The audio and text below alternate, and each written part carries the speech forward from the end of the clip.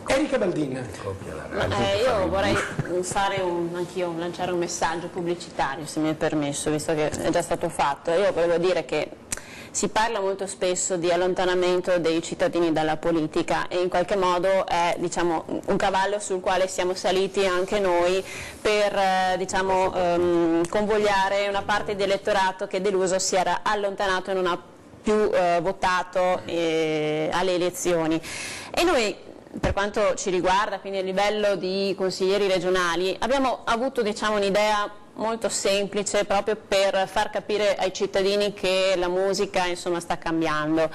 E volevo dirlo perché proprio di oggi quest'articolo sul quotidiano: mancano presidi, scuole a pezzi. Si parla anche di carenze non solo di docenti, personale, ma poi anche di infrastrutturazione, quindi di scuole che effettivamente cadono perché appunto sono vecchie e diroccate.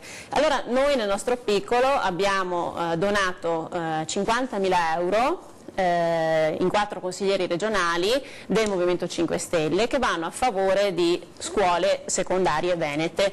Abbiamo fatto un bando pubblico al quale hanno partecipato tutte le scuole venete, appunto, e sono stati selezionati 20 progetti che prossima settimana, suppongo, saranno votati sul portale di Rousseau, quindi in totale, diciamo, libertà. E al massimo avranno a disposizione le scuole 10.000 euro, ci sono dei progetti molto interessanti, non sto qui ad elencarli perché non sarebbe giusto, sarebbe come indirizzare il voto e quindi non lo faccio, però sono tutti progetti veramente interessanti e non mi aspettavo un'affluenza così elevata, ecco. È stata una grande soddisfazione per noi e questa iniziativa si è replicata poi in tutte le regioni italiane.